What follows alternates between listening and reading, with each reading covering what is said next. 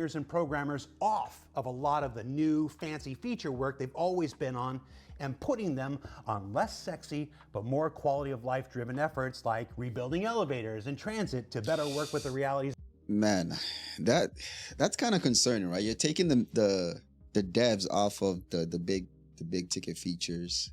So like they announced a lot of content for this year from last year's CitizenCon, right? So I'm thinking, so now they're going in a different direction in relation to what we had last year. Last year, we were having essentially quarterly patches, and in these quarterly patches, we were essentially getting major patches, right? Major features dropping with them, right? So with this direction of moving the devs off of these big features and focusing on stability and bug fixing, things like the big features like engineering gameplay it's going to take a little bit longer for us to see. Crafting is going to take a little bit longer for us to see, and these are big implementations. Base building is going to take definitely a lot longer for us to see. So that's going to be a little concerning. So plus all the faction stuff that we saw during CitizenCon, all the org features that's supposed to be coming in with the social stuff and social stuff that's coming in. All of these are big implementations that are going to be coming in. So with them going in this direction, there's a very good possibility that we may not see all of these features by the end of the year, right? Even last year, CitizenCon, they also showcased their review for 1.0, right? So we're essentially, all we're doing right now is heading in the direction of 1.0. And there was a lot of big features that they need to implement in order to accomplish that goal of Star Citizen 1.0 beta. And with them going in the direction of focusing on bug fixing and stability, the concern I have right now is, with the current state of the game, we do not have bigger goals aside from owning ships, right?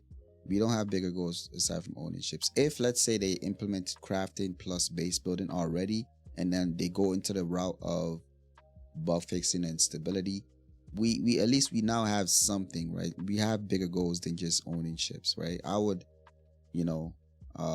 with them implementing crafting, that means we're gonna need to spend a lot of time grinding to get blueprints, going out finding resources, building a base, putting together the infrastructure on an org level.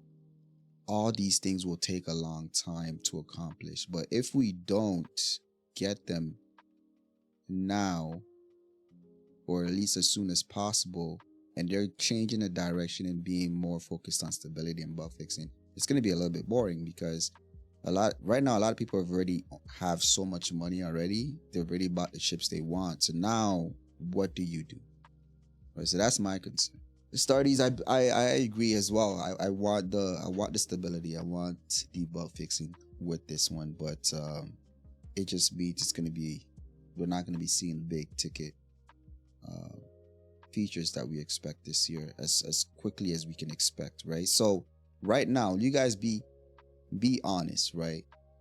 Do you feel excited to log in every day? Do you feel like you have more things to do right now after you've already visited Pyro, you've already been in Stanton, and you've essentially gotten at least some of the ships that you want in the game? What else are you doing at that point? You know what I mean? So that's the question that I have. Right? I feel like there isn't enough right now in the game to keep us going until at least they get in the base building and stuff like that. Not really? Yeah, I feel like there isn't that much. After that, it's essentially going into sandbox mode, creating your own scenarios, doing things like fleet battles, doing things like set piece scenarios with your org mates. Those are the kind of things that kind of make it exciting. At the end of the day, it's still a sandbox game, so that's a good point right there.